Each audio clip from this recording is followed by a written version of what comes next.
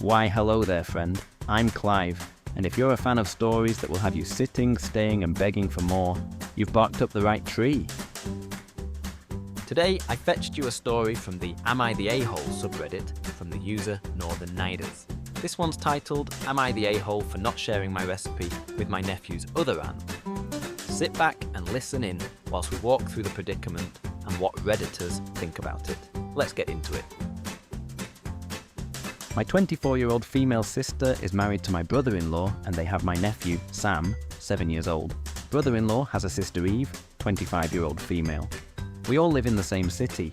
Eve and I used to each babysit Sam roughly once a month. My sister and brother-in-law were in a car accident a month ago and are recovering. The family steps in to help with what we can, and Eve and I offer to look after Sam on alternative weeks. It's been a little over 3 weeks now, with Sam currently staying with Eve. I live with my boyfriend Paul, who's a good cook. He doesn't work in the food industry, but he likes tinkering around the kitchen.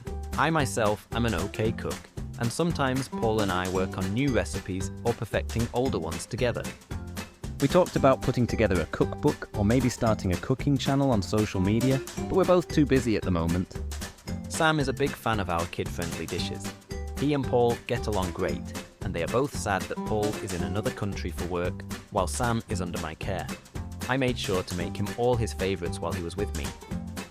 A few hours ago, Eve called me, saying Sam refused to eat the vegetables she made. When she told him he had to eat his greens, Sam said he wanted my spinach bacon soup or no veggies.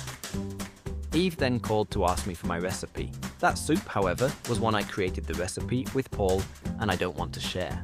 I told Eve I would make the soup and drop them at her place the day after tomorrow. I told her Sam is good with fruit, so if he doesn't eat the vegetables, he can have extra servings of fruit in the meantime. Eve said I was being ridiculous and selfish. And dropping the soup 2 days later means Sam won't get to eat vegetables till then. I just don't want to share our recipe, which may be used commercially later. Am I the a-hole? So it sounds like Northern Niders is in quite the pickle about sharing their special soup recipe. I'm going to sniff through the comments to help decide if they're the a-hole or not. First up is Yobendi, who says, "You're the a-hole. A kid struggling with change and upheaval. He's missing his uncle. That soup is a comfort for a kid in a really difficult situation. If you're not monetizing it now, you won't. If you're that worried about copyright, get a WordPress blog and start uploading things so it's dated. Talk to a lawyer, something. But right now, you're making a kid wait days to eat food he wants, because you might make money in the future. Ooh, also, maybe have your husband call the kid and tell him how good simple one-pan roasted veggies are, if you think veggie eating might be a struggle." Commenter Maris is also on a similar wavelength. They say, "You're the a-hole. Someone likes your food, great. Take the compliment and share the recipe. If your phenomenal soup is going to help little Sammy eat more vegetables and take some stress away from the temporary care team while his parents are recovering, as well as provide the child with more comfort while he is away from his parents after a traumatic event. I can't possibly understand why you'd want to hoard the instructions for how to make your nephew more of what he loves. Get over yourself, chef." If you really must have exclusive rights to this secret recipe, such yucky behaviour, then send them a similar enough recipe, leaving out your magic ingredient. It's not that hard to find a workable solution. It would be one thing if you actually intended to use this for commercial purposes and had reason to be concerned about her stealing it and using it first. But that seems pretty far-fetched in this scenario. You are not a professional, you are really just tinkering at home while daydreaming about maybe one day. I don't see how sharing this with your sister-in-law would prevent you from making your own cookbook whenever it does become convenient. I also think you are seriously overestimating just how important or valuable this cookbook filled with your special recipes will be. Probably not more valuable than your family relationships. As you said, you're not a professional chef, so who is buying Chef Nobody's cookbook? Your family will, that's who, the same people that you are being quite rude to now. Fruit is not the nutritional equivalent of vegetables for a 7-year-old, which leads me to a secondary a-hole vote. Yobendi and Maris come in with some really strong points. They think the original poster could be focusing too much on potential future gains rather than immediate family needs. The nephew is in a tough spot and the soup could really help him feel better. However, Fungible Professional makes some really practical comments. They say not the a-hole because it's your decision whether to share the recipe, and a couple of days without vegetables is not going to harm Sam. Plus, is the plan for him to eat spinach bacon soup every day indefinitely? Eve is going to have to figure something else out at some point. Can y'all ask the parents what veggies preparation Sam eats at home? I mean, as Eve, I would be giving you a hard eye roll from the other end of the phone, because Eve is also stepping up to help care for Sam during this rough period, and having the recipe would help her and Sam, but I get that you want to keep the recipe confidential.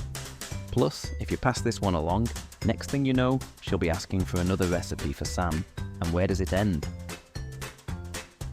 Fungible Professional makes some really valid points. The original poster has set boundaries, and maybe Eve should respect this more. However, I have to say, I eat the same kibble every day, and I love it. Barbecue Quails wrote, not the a-hole. Your recipe has monetary potentials. You should keep it for future use. It was very generous of you to offer to make a batch and drop the soup off with Eve. I think, however, that both you and Eve spoil Sam too much. I think this is a really valid point that Barbecue Quails made. Saving Eve from having to cook up a dish could save her time both cooking and washing up, which could be spent on Sam instead. However, they might have a point about spoiling Sam, and he might benefit from having a more varied diet. Cyclops Reader wrote, not the a-hole. Your recipes with your boyfriend are not yours to give out without his consent, and he's not available to make that decision. Period. Eve is frustrated and seeks help, understandable, but shouldn't be angry with you. US customs are different when it comes to feeding children. They are given far too much choice. Yeah, there are some things that one may vehemently not like, but playing short order cook as many households do is mind-boggling. Eve doesn't have to force-feed the kid. My mother would put the food away, and when I got hungry enough, it would sail back on the table to eat.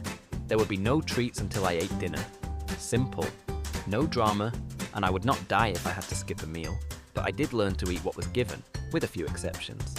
Now, I do feel for Sam, as it appears you and boyfriend's cooking seem to be preferable to Eve's, but nephew needs to learn to eat what's for dinner. A really good point here made by Cyclops. And the only comment from this selection that discussed consent from the poster's partner. They both worked on the recipe together, so they should both get a say if they should share or keep the recipe private for now. What isn't covered, however, is if the poster was able to consult them about the conversation, and what was the outcome. Cyclops acknowledges the preference for the original poster and their boyfriend's cooking, but they stress the importance of Sam learning to eat what's served. It's like when I prefer the park to the garden, but I still have to learn to enjoy both.